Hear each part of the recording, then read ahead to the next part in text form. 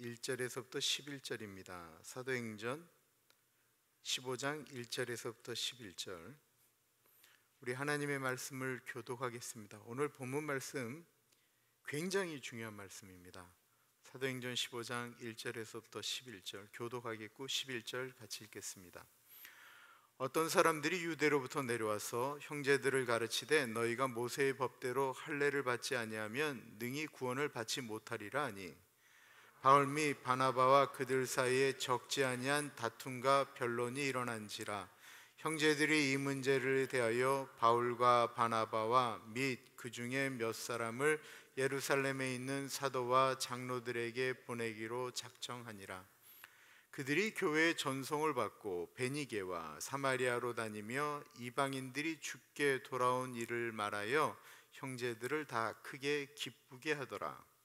예루살렘에 이르러 교회와 사도와 장로들에게 영접을 받고 하나님이 자기들과 함께 계셔 행하신 모든 일을 말하며 바리새파 중에 어떤 믿는 사람들이 일어나 말하되 이방인에게 할례를 행하고 모세의 율법을 지키라 명하는 것이 마땅하다 하니라.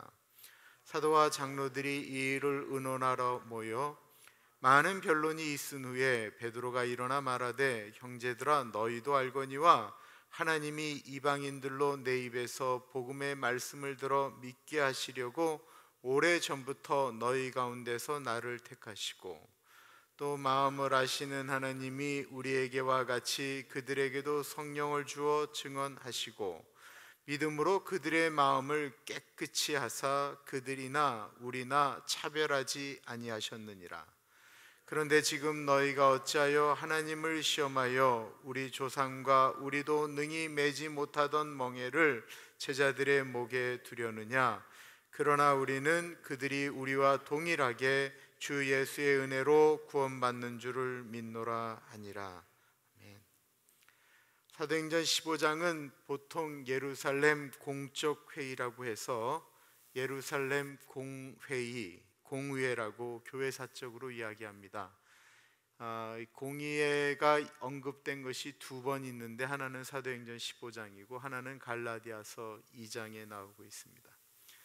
오늘 본문에 나오는 이야기는 교회 공동체가 여러 파편처럼 흩어졌던 교회가 하나의 중요한 결정을 하는 회의였습니다. 그리고 이것은 단순한 의사결정이 아니고 우리가 2018년 7월 11일 수요 예배의 설교를 듣고 금요일까지 큐티 본문이지만 사도행전 15장은 구약 시대를 마감하고 신약 시대를 여는 중요한 분기점과 같은 것입니다.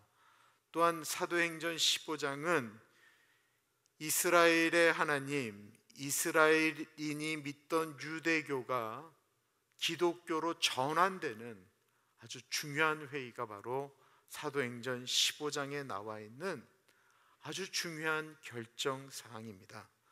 더 나아가서 이 예루살렘 공회가 있은 지 1500여 년이 지난 1517년 마틴 루터에 의해서 다시 언급된 오직 믿음, 오직 예수 그리스도, 그것에 대한 근거를 남기는 이야기이기도 합니다.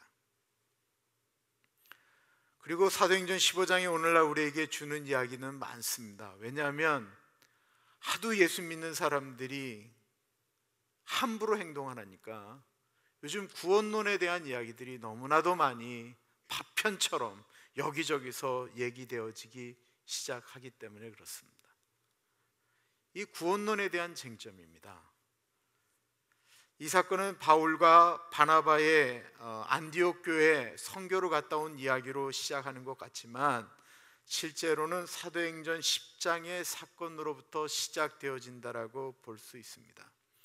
사도행전 10장은 이방인인 더군다나 이스라엘의 원수라고 볼 수 있는 로마의 장교 고넬료의 집에 하나님의 은혜가 임하고 성령이 임한 사건이었습니다. 이 사건은 너무나도 충격적인 일이었죠. 그것을 받아들이는 데만 해도 아주 오랜 시간이 걸렸다라는 것입니다. 한번 도표 한번 볼게요. 예루살렘의 그 교회가 형성되기 시작한 건 사도행전 1장에서부터 7장이죠. 철저하게 유대인 중심의 이야기들이 들어가 있습니다. 예루살렘 중심이었고요, 베드로가 그 중점에 있었습니다. 이게 AD 30년에서 36년 정도, 7년, 예수 그리스도가 33년에 돌아가셨지만 BC, 일반적으로 얘기하는 거예요, BC 4년 정에 예수 그리스도가 태어나셨다고 얘기하거든요. 그래서 이렇게 얘기되어지는 거예요. 그 다음에 교회에 과도기가 있었어요. 8장에 바로 무슨 사건이 있었냐면 스데반이 그 순교하는 사건이 일어나게 되죠. 이때부터 교회에 핍박이 일어나고 흩어지기 시작합니다. 그때 흩어지는 와중에 요 10장에 딱 누가 있냐면 베드로가 고넬료를 만나는 사건이 바로 여기에 있습니다. 빌립이랑 많은 사도들이 흩어지기 시작했는데 사마리아로 나가죠. 전에는 그 모든 것들이 팔레스타인 중심, 예루살렘 중심에서 팔레스타인 중심으로 가기 시작했고, 베드로가 거기에도 중심이었고 바나바가 중심이었는데, 이 와중에 사도 바울이 회심하는 사건이 있었습니다. 그리고 AD 37년에서 38년 요 사이에 있었던 일이 바로 이제 그 베드로가 고넬료를 만나는 사건이죠. 그리고 우리가 지금 보는 거는 사도행전 15장인데 13장의 안디옥 교회에서 성령님의 인도함을 따라서 바울과 바나바를 따로 택해서 이방인 선교를 보내는 일이 발생하게 됩니다. 선교를 갔다 온 다음에 예루살렘에서 오늘 이야기했던 공회를 열기가 되는데, 이 기간이 47년에서 48년으로 보통 이야기를 하고 있거든요. 그러니까 이방인이었던 고넬료에게 성령이 임한 다음부터 10년 지난 다음의 이야기인데, 아직도 그것에 대한 이야기가 아직 해결이 안 된 거예요. 그냥 교회가 계속해서 발전하고 막 사람들이 몰려오고 하니까 그냥 가기는 갔는데, 내부적으로는 이것이 마치 누군가가 건드리면 터질 것 같은, 그럼에도 불구하고 교회 사적으로 전혀 아직도 이것이 신학적으로나 무엇으로나 정리가 안 된 문제가 있었다라는 것입니다. 그것이 바로 할례를 받아야 되느냐, 율법을 지켜야 되는 문제냐는 고넬료가 구원을 받았던 AD 36년, 37년부터 10년이 지날 때까지 전혀 해결되지 않은 문제였습니다. 구원론의 혼돈이 10여 년을 넘게 갔을 뿐만 아니라 갈라디아서, 로마서의 사도 바울이 그것을 정립하는 데까지는 그 뒤로 또 10년이 흘러갔습니다.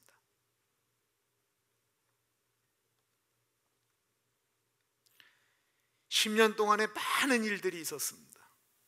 이방인들에게 복음을 전하는 일이 용납되기 시작했습니다. 그러나 유대인들이 예수님께로 돌아왔지만 결코 포기할 수 없는 것이 있었는데, 그것은 할례를 받는 일이었고 율법을 지키는 일이었다라는 것입니다. 베드로가 고넬료의 집에서 성령이 임한 것을 경험하고 돌아왔을 때 AD 37년에 그 성령 받은 사건을 가지고 이야기했던 것이 아니고 무엇을 가지고 일어났나요? 율법을 가지고 일어났습니다. 사도행전 11장 1절에서부터 3절입니다. 유대에 있는 사도들과 형제들이 이방인들과 하나님의 말씀을 받았다 함을 들었더니 베드로가 예루살렘에 올라갔을 때에 할례자들이 비난하여 이르되 내가 무할례자의 집에 들어가 함께 먹었다 하니, 이방인들이 구원받는 건 좋다라는 거예요. 그러나 네가 그렇게 율법을 지키지 왜 않느냐라는 것입니다. 이 내면에는 예수도 믿고 율법도 지켜야 구원을 받는데 네가 왜 그 구원론을 파괴하느냐라는 이야기입니다.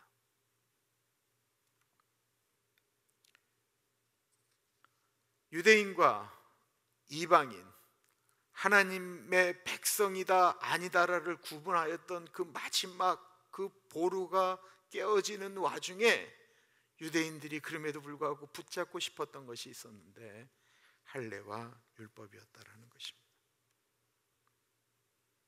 10년이 지나도 내려지 못한 유대인들이 행동으로 나타나기 시작했습니다. 이방인들이 예수님을 받아들이는 것은 좋다, 그렇다고 한다면 그들이 교회로 들어왔다고 한다면 우리의 하나님으로 받았던 율법, 그 율법을 우리에게 주신 하나님의 아들 예수 그리스도, 그 예수 그리스도도 율법을 지켰던 것처럼 너희도 율법을 지켜야 된다라고 이야기하기 시작했습니다. 그러자 이것이 갈등이 되기 시작했다라는 것입니다. 1절 보겠습니다. 어떤 사람들이 유대로부터 내려와서 형제들을 가르치되 너희가 모세의 법대로 할례를 받지 아니하면 능히 구원을 받지 못하리라 하니, 유대로부터라고 하는 말은 예루살렘을 얘기하는 거예요. 예루살렘에서 유대인들이 왔어요. 이들은 예루살렘 교회의 대표로 왔다기보다는 일반적으로 해석은 안디옥에 살기로 하고 온 유대인들을 보통 이야기를 해요. 그러니까 안디옥 교회에 정착한 사람들이에요. 그럼에도 불구하고 이방인들은 예수님을 믿고 복음을 받아들였어요. 그들에게 아주 율법이고 뭐고 없어요.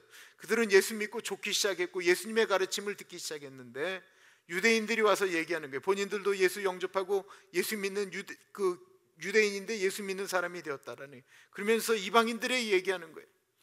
너희들이 예수를 믿고 그러는 건 정말 좋은데 너희들이 꼭 해야 되는 것이 있다고 한다면 할례를 받아야 된다라는 것입니다. 할례를 받아야 너희가 하나님의 자녀인 표시가 되어진다라고 이야기하는 것입니다. 왜 그럴까요? 할례는 하나님께서 유대인들에게 네가 나의 백성이 된다라고 하는 표시다라고 말씀하셨기 때문에 그렇습니다. 창세기 17장에 하나님께서 아브라함에게 명한 것입니다. 하나님이 또 아브라함에게 이르시되 그런즉 너는 내 언약을 지키고 내 후손도 대대로 지키라.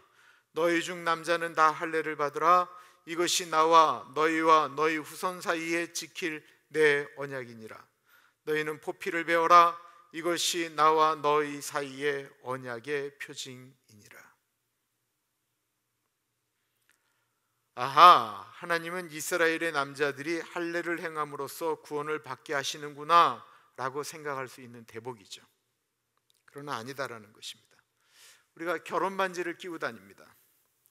결혼 반지를 끼고 다니는 것은 내가 결혼을 했다라고 하는 표시고, 내가 결혼한 이 사람만을 사랑하고 다른 사람한테는 눈 안 돌리고 사랑하지 않겠다라고 하는 보통 자기의 결심 같은 거예요. 이거는 내가 결혼했다라고 하는 표시 같은 거예요. 그러나 이것을 가지고 결단하는 것은 내가 결단하는 거지만, 이 반지를 꼈다고 해서 이 반지가 나와 그 사람의 사이를 연결시켜주는 완전한 끈은 아니다라는 거예요. 이건 그냥 표시예요. 이거 끼고도 바람 피는 사람 있고, 이거 끼고도 다른 여자 만나는 사람 있고, 이거 끼고도 자기가 결혼했다고 안 하는 사람이 있다라는 거예요. 하나님께서 이스라엘 사람들에게 할례를 행하라고 이야기하는 것은, 할례라고 하는 것은 네가 나의 백성이 되라고 하는 징표예요. 그 징표에 대한 개념은 내가 반지를 꼈을 때 나는 결혼한 남자다, 나는 다른 사람에게 눈을 안 돌리겠다 라고 하는 결심을 갖고 있는 그 마음의 상태가 중요한 거지, 그것 자체가 능력은 아니다라는 것입니다. 내가 할례를 받으면 구원을 받는다, 그럼 다 할례하죠. 여러분들 근데 그거 알고 계세요? 이 전 세계 말이에요, 할례, 포경수술하는 민족 세 민족밖에 없습니다. 유대인, 미국 사람, 대한민국 사람. 아닌 것 같으세요? 다른 나라 사람들도 할례하는 줄 아세요? 아니에요. 미국에서 대한민국으로 넘어왔대요. 요즘은 어떤지 모르겠지만 만약에 할례가 하나님의 백성의 표시라고 한다면 다 해야죠. 할례에 대해서 이것만이 구원을 받는다라고 이야기하는 것이 너무나도 강해지니까 사도 바울이 드디어 로마서를 쓰기 시작하면서 그 얘기를 언급합니다. 로마서 2장입니다. 무릇 표면적 유대인이 아니고 표면적 육신의 할례가 할례가 아니니라. 오직 이면적 내면적 유대인이며 할례는 마음에 할지니 영에 있고 율법 조문에 있지 아니할 것이라. 그 칭찬이 사람에게서가 아니요 다만 하나님에게서니라. 내가 그렇게 했다고 해서 하나님이 칭찬하는 것이 아니고 하나님께서 보시는 것은 나의 내면이라는 거예요.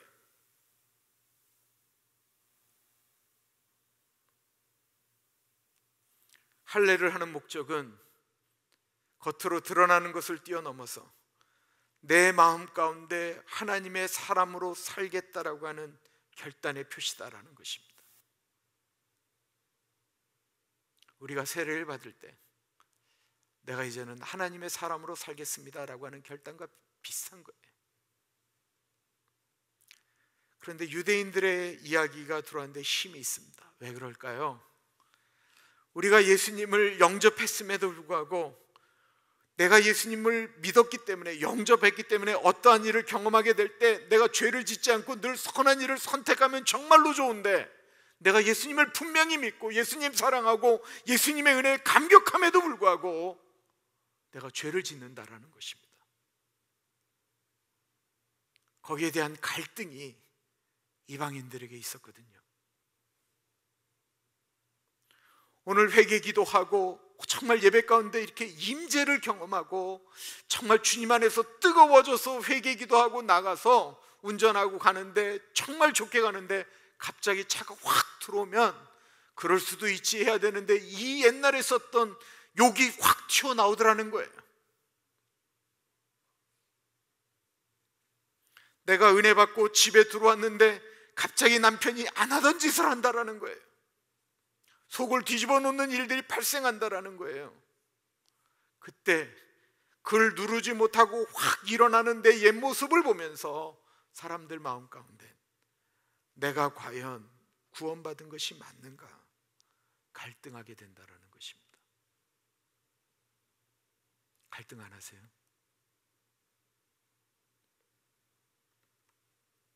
그럴 바에는 내가 이렇게 알쏭달쏭할 때는 차라리 내가 할례를 받아서 하나님의 백성된 표시를 갖는 게 더 낫지 않겠는가? 성령님이 내 안에 내주하신다는데 나는 아무것도 느낄 수 없으니까 방언이라도 한다면 내가 그것 좀 믿겠는데,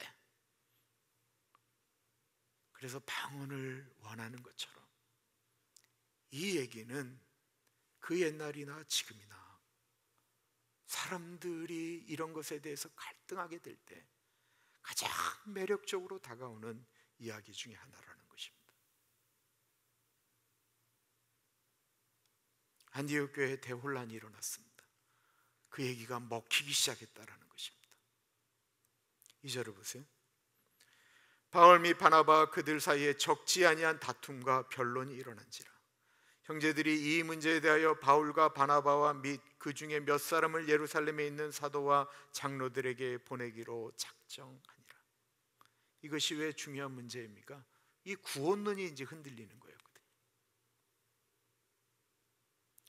예수 그리스도를 믿음으로, 내가 죄인이었는데 예수 그리스도를 믿음으로 구원을 받는다라고 생각을 했는데 그것만 갖고는 안 된다라고 하는 것이 흔들리기 시작하니까 모든 것들이 지금 다 흔들리고 있는 것입니다. 교회의 근간을 흔드는 일이었고 초대교회가 무너지느냐 서느냐 아주 중요한 문제였습니다. 그러나 이것에 대해서 아직 결정이 나 있지 않았다라는 것입니다. 그래서 교회는 우리 이렇게 싸우지 말고 모교회인 예루살렘에 모여서 우리 예루살렘 사도들의 이야기로 결정을 하자라고 하면서 사울과 바나바 그리고 몇몇 중직자들을 예루살렘으로 보내게 되었습니다. 이들은 가면서도 복음을 전했지요. 그 내용이 3절에 나옵니다. 그리고 드디어 예루살렘에 도착합니다. 처음에 분위기는 환대하는 분위기였는데 금방 본격적인 이야기들이 시작됩니다. 이 질문은 단순히 오늘 이때의 문제가 아니고 아까 말씀드렸던 것처럼 많은 유대인들이 주께로 돌아오면서부터 그들 안에 내면 가운데 있었던 수천 년을 자기들이 가지고 있었던 생각을 바꿔야 되는 아픔과 어려움과 습관과 이런 모든 것들이 혼재되어져 있는 예루살렘 교회에 수면으로 올라오지 않았던 문제가 이제 터져 나오는 그런 엄청난 일이었다라는 것입니다. 4절과 5절입니다.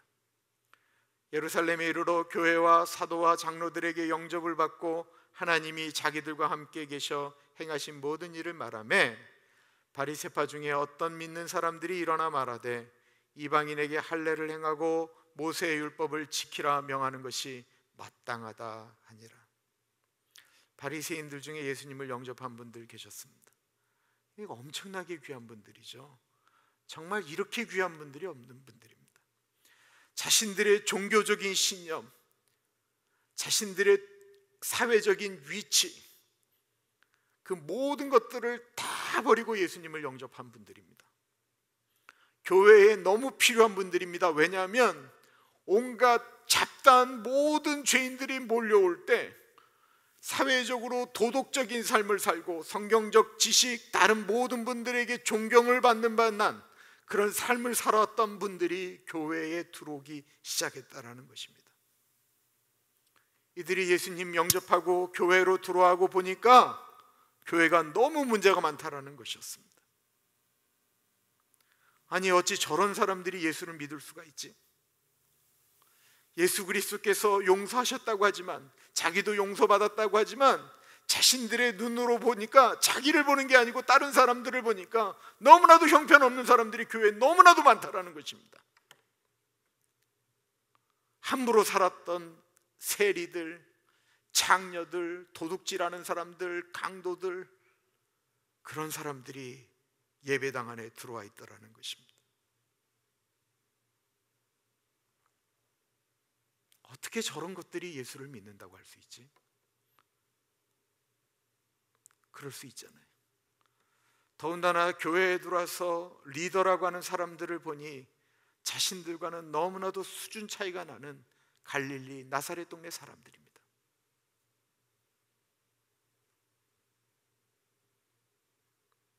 예수님을 영접하기 위하여 너무 큰 것을 포기했는데 마음에 갈등이 일어납니다. 그런데 말입니다, 여기서 말하는 어떤 믿는 사람들이라고 하는 표현을 보십시오. 어떤 믿는 사람들이, 믿는 사람들이 이렇게 표현됐지만 이 하이레시스라고 하는 그 헬라어를 쓰는데요, 이 하이레시스는 분파, 당파, 다른 생각을 가진 부류라고 하는 뜻입니다. 이 하이레시스라는 말이 사도행전에서는 몇 번 나옵니다. 바리새파 중에 어떤 믿는 사람, 이 사람들은 이미 예루살렘 교회에서 동화되지 못하고 예수를 믿기는 하는데 율법을 믿어야 구원을 얻는다라고 하는 것을 강조하면서 예배당 안에 또 다른 세력을 갖게 되었다라는 거예요. 그러니까 당파, 분파라는 거예요. 그랬는데 이 하이레시스라고 하는 말이 한참 지나서 이 예루살렘 공의회가 있고 그 다음에 이제 그 그노시스라고 하는 영지주의가 나타나고 하면서 이 하이레시스라고 하는 단어가 나중에는 뭐라고 해석이 되기 시작했냐면 이단으로 결정이 나게 돼요. 그리고 베드로서 2장 1절에는 이 하이레시스라는 단어를 모든 성경이 다 이단이라고 번역을 했어요. 그러나 백성 가운데 또한 거짓 선지자들이 일어났었나니 이와 같이 너희 중에도 거짓 선생들이 있으리라. 그들은 멸망하게 할 이단을 감하게 이끌어들여 할 때 이 이단이 하이레시스입니다.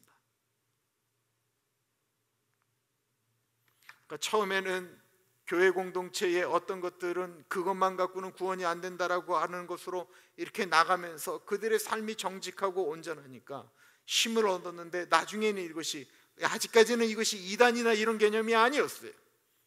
그러다가 나중엔 점점 더 이것이 갈라져 나가면서 그를 교회가 이단으로 정죄하게 되었다라는 것입니다. 그러나 아직 사도행전 15장에는 이단은 아닙니다.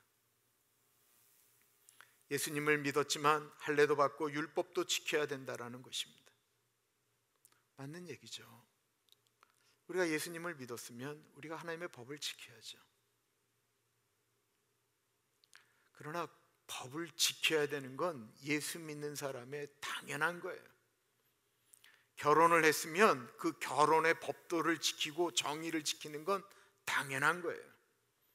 그건 따라와야 되는 거예요. 그렇지 않아요? 우리가 예수님을 믿겠다라고 결정하는 거는 그냥 오늘날 너무 예수를 쉽게 믿으니까 얘기가 되어지는 거지, 그 예수님을 믿겠다라고 하는 그것만 갖고도 그 다음에는 주님의 뜻대로 살겠다라고 하는 것이 따라오는 것을 얘기하는 거예요.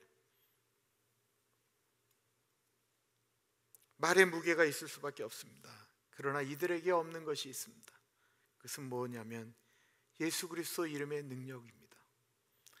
예수 그리스도의 능력을 가지고 나아가면, 주님을 붙들고 나아가면 나중에 죄를 이길 수 있는 능력이 있다라고 하는 사실을 부인하는 거예요. 예수 그리스도의 이름, 예수 그리스도의 십자가가 완전하지 않다라고 하는 자기 고집으로 구원론을 이야기하는 것입니다. 이것을 가리켜 자신의 프레임이라고 이야기하는 것입니다. 자신의 생각입니다. 어떻게 보면 이렇게 생각할 수 있을 것입니다. 예수를 믿기 전에 유대인들에게 이방인은 그냥 개의 한 종류였어요. 이방인은 사람이 아니었어요. 짐승이었어요. 그러니까 그들은 그냥 개 같은 존재예요. 짐승 같은 존재예요. 그러나 짐승 같은 존재가 예수님을 믿게 됐어요. 그렇다고 한다면 예수님의 아버지이신 하나님 아버지께서 알려주신 그것, 여태까지 개 같은 사람들이 예수를 믿게 됐다면 그 개 같은 존재들에게 하나님이 우리에게 알려주신 그 거룩한 법을 가르쳐주고 믿게 해야 되지 않겠느냐라는 것입니다. 무엇이에요? 자신들이 만든 프레임이다라는 것입니다. 과연 맞는 프레임입니까? 공자가 제자들과 함께 여행을 떠나는데 제나라로 가는 여정이 너무나도 힘들어서 일주일 동안을 겨우 가는 도중에 이게 풀 뜯어먹고 하면서 겨우 일주일을 갔습니다. 너무 힘들어서 가는 길을 멈추고 어느 마을에 들어가게 됐는데, 공자의 가장 사랑하는 제자가 아내라고 하는 사람이거든요. 이 아내가 공자가 너무 피곤해서 잠든 사이에 마을에 가서 쌀을 구웠다가 밥을 하기 시작했습니다. 너무 배고파더라니까. 네, 여러분, 그 밥 냄새가 얼마나 좋아요. 그 밥 냄새 못 느껴보셨나요? 밥 냄새, 밥할 때 나오는 냄새, 배고플 때 나는 냄새, 그 냄새. 이 공자가 배고팠는데 이제 그 냄새가 싹 나니까 이제 싹 깬 거예요. 시장한 거죠. 그리고는 보니까 아내가 밥을 하고 있는 걸 보는 거예요. 그 마음속에 참 착한 제자, 따뜻한 제자, 내 마음에 합한 제자라는 생각이 들어서 아내를 바라보는데, 아내가 갑자기 이렇게 뚜껑을 열더니 손으로 밥을 탁 집어서 이렇게 입에 넣는 거예요. 그걸 보고 공자가 깜짝 놀랐어요. 이 공자님의 말씀이 예잖아요. 예. 장이유서, 군사부 일체, 뭐 이런 건데 아내가 자기한테도 먼저 드리지 않고 혼자 먼저 밥을 먹는다? 도대체 공자가 이해할 수가 없는 거예요. 그럼 여태까지 아내가 내 앞에서 보였던 모습은 다 가짜인가? 라는 생각도 들었던 거예요. 아내가 이제 밥을 갖고 왔어요. 공자님이 마음에 너무 큰 상처가 있는데 이걸 아내한테 어떻게 말을 할까? 말하기도 쑥스럽고 하니까 머리를 썼어요. 아내야, 내가 꿈을 꿨는데 말이야, 조상님이 나타나서 네가 밥을 하게 되면 그 밥을 조상님에게 바치라고 하던다. 조상님께 바치는 거는 이렇게 떠서도 안 되는, 있는 그대로를 바치라고 하더라 라고 하니까 아내가 갑자기 무릎을 팍 꿇고 얘기하는 거예요. 공자님, 이거는 조상님에게 드리지 못합니다. 왜 그러냐라고 했더니 본인이 밥이 되는가 다 됐는가 해서 뚜껑을 여는 순간 천정에서 흙이 떨어졌다는 거예요. 흙이 떨어진 걸 공자님에게, 스승님에게 갖다 줄 수도 없고 버릴 수도 없어서 자기가 그분을 이렇게 긁어서 먹었다라는 거예요.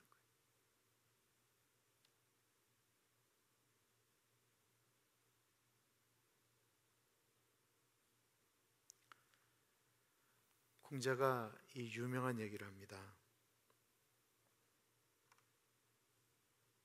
예전에 나는 나의 눈을 믿었다. 그러나 나의 눈도 완전히 믿을 것이 못 되는구나. 예전에는 나는 나의 머리를 믿었다. 그러나 나의 머리도 역시 완전히 믿을 것이 못 되는구나. 너희들도 알아두어라.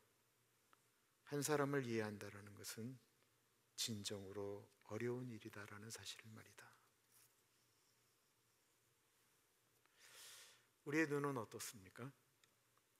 교회를 위한다 말을 하고 사람을 위한다라고 말을 하고 정의를 위한다라고 말하지만 정말로 그것이 사람을 위해서 사람을 살리겠다고 교회를 살리겠다고 저 사람을 구원하겠다라고 하는 것입니까? 아니면 내가 갖고 있는 프레임 안에서 구원을 얘기하고 예수를 믿는다고 착각하지는 않으십니까? 6절부터 9절 보겠습니다. 사도와 장로들이 이 일을 의논하러 모여 많은 변론이 있은 후에 베드로가 일어나 말하되 형제들아 너희도 알거니와 하나님이 이방인들로 내 입에서 복음의 말씀을 들어 믿게 하시려고 오래전부터 너희 가운데서 나를 택하시고 또 마음을 아시는 하나님이 우리에게와 같이 그들에게도 성령을 주어 증언하시고 믿음으로 그들의 마음을 깨끗게 하사 그들이나 우리나 차별하지 아니하셨느니라. 사도들과 장로들 사이에 많은 변론이 지금 오고 가고 있습니다. 수많은 이야기가 나왔지만 결론이 나지 않습니다. 그 말이 나오는 동안 이 베드로는 수장이니까 아무 말도 하지 않고 있다가 그러다가 조용히 일어납니다. 베드로 선생님이 말씀하신다. 이제 모두 입을 닫는 거죠. 이제 베드로의 과거를 생각해 보십시오. 아까 언급한 것 같이 오늘 지금 이 얘기는 10년 전에 있었던 이야기를 베드로가 꺼내는 거예요. 이방인 고넬료와 그의 가족들, 친구들에게 복음을 전한 당사자입니다. 베드로가 그때 간증을 하고 있는 것입니다. 당시 베드로 자신도 구원론에 대한 자신의 프레임이 정확히 들어가 있었습니다.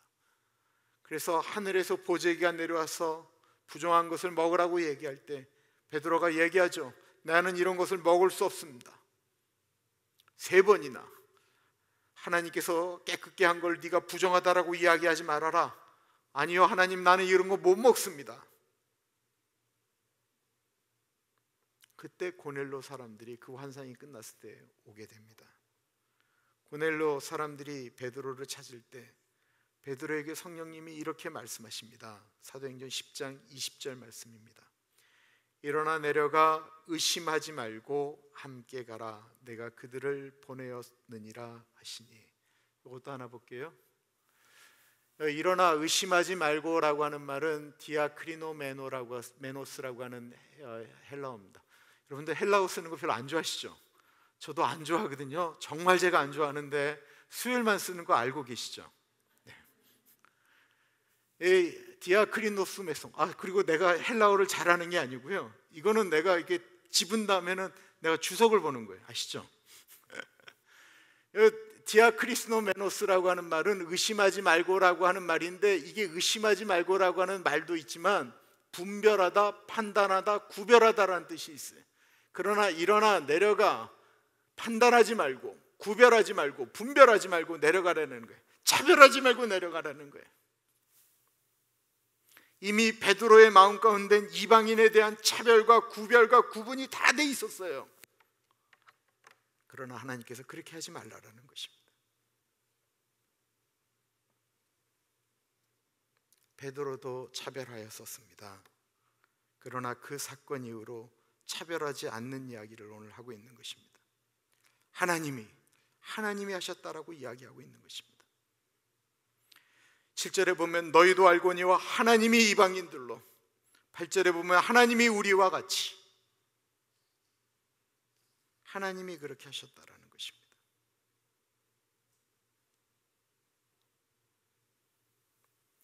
우리가 가지고 있는 구원론은 무엇입니까?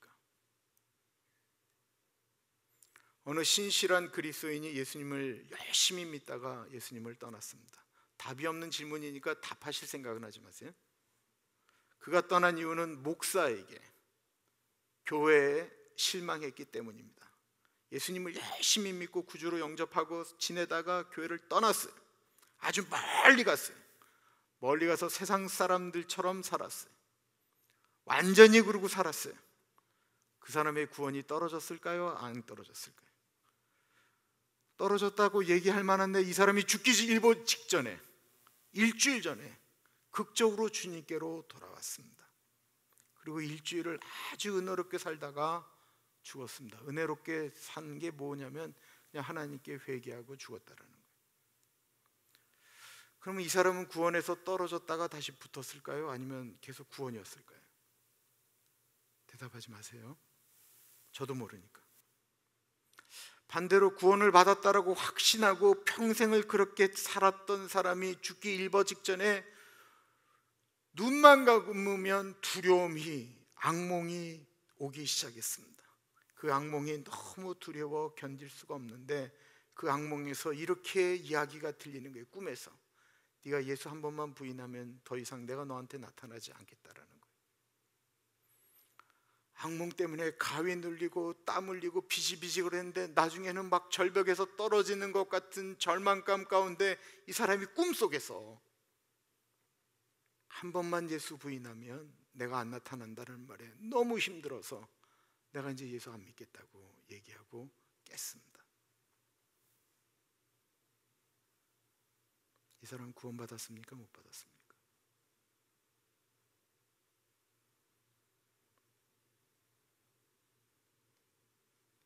우리에게 답이 없습니다.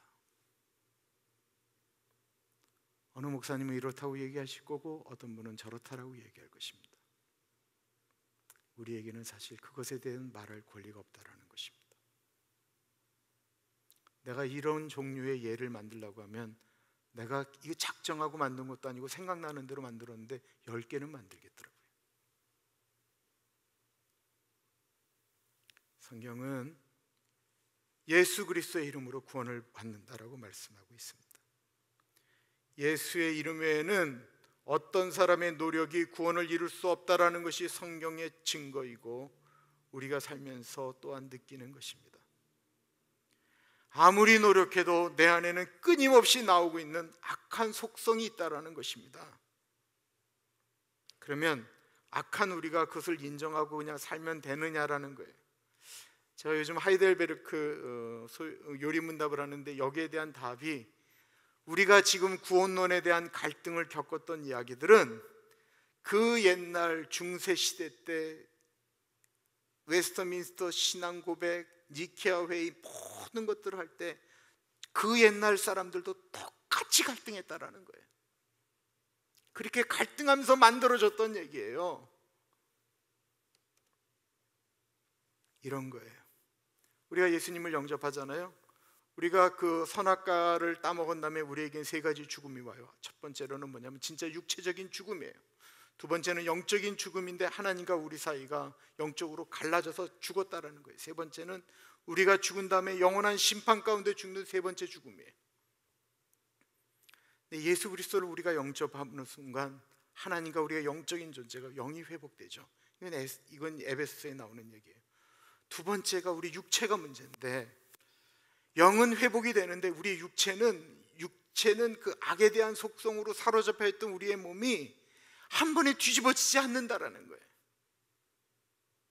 한 번에 획가닥 뒤집어져서 옛날하고는 반대되는 삶을 확 살면 좋겠는데 그렇게 되는 분도 있다고 하지만 이게 잘 안 된다라는 거예요. 그래서 이것이 육적인 것이 조금씩 변화되어지는 것을 성화라고 얘기했는데 이 성화는 어떻게 해야 가능하느냐? 내가 예수님을 영접했다라고 하는 건 예수님의 명령, 예수님을 따라 예수님의 법대로 순종하며 나아가겠다라고 하는 결단 가운데 이루어진다라는 것입니다.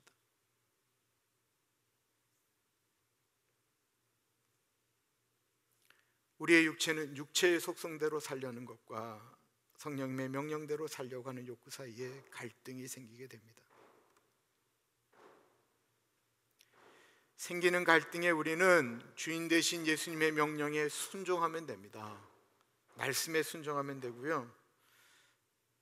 이 시간, 예배 시간, 우리가 하는 기도, 우리가 하는 큐티, 우리가 하는 말씀 공부 이런 것들을 통해서 우리가 육적인 것이 아닌 주님이 원하시는 방향으로 선택하는 일이 우리가 더 치워지도록 우리를 쳐서 복종시키는 훈련을 하는 거예요.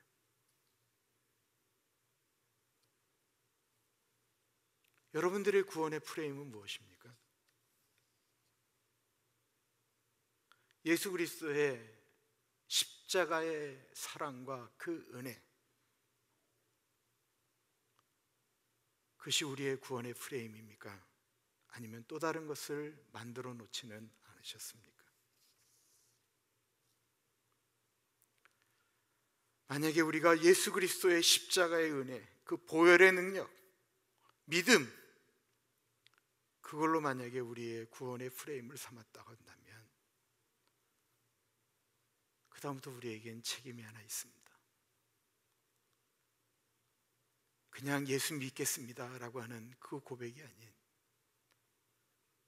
주님의 말씀대로 살겠다라고 하는 몸부림의 결단이 있어야 되는 것입니다. 기도하겠습니다. 오늘 끝나고 장로님들 잠깐 좀 당회원들 모이도록 하겠습니다. 참으로 존귀하신 하나님 아버지, 사도행전 15장의 예루살렘 공회를 통해서 예수 그리스도를 믿음으로 구원을 받는다라고 하는 그 복된 소식이 결정되어지고 이방인들에게 복음을 전하는 일에 더 이상 거리끼는 것 없이 나아가게 되는 축복이 있었던 것을 기억하게 됩니다. 하나님 아버지, 주님께서 우리에게 은혜를 값없이 주셨습니다. 4300년이 넘도록 하나님 모르고 살던 대한민국에 하나님께서 이 복된 은혜를 허락하여 주셨습니다. 너무나도 안타까운 건 그 값없이 주신 은혜를 싸구려 은혜로 여기고 함부로 살아가고 있는 기독교인들 때문에 그 참으로 존귀하신 예수 그리스도, 십자가에서 값없이 피 흘렸던 예수 그리스도의 그 값없이 흘린 그 보혈이 싸구려 은혜로 전락되는 것 때문에 하나님, 우리가 마음을 회개합니다. 주님께서 우리에게 주신 그 은혜를 존귀한 은혜, 값비싼 은혜, 귀한 은혜로 붙들고 우리의 삶 가운데, 그 감격 가운데 하루하루 치열하게 살아가는 우리 모두가 되게 하여 주옵소서. 지금은 우리 주 예수 그리스도의 은혜와 우리를 너무나도 사랑하셔서 하나밖에 없는 아들을 넉넉하게 보내주신 하나님 아버지의 그 크신 사랑하심과 성령 하나님의 감화감동 역사 충만 교통하심이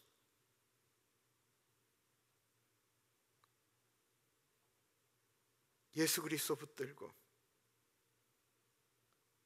값없이 구원하신 그 은혜에 감격하며 예수의 사람으로 살겠노라고 다짐하는 사랑하는 주의 백성들 머리 위에 지금으로부터 영원토록 같이 하시길 간절히 축원하옵나이다. 아멘.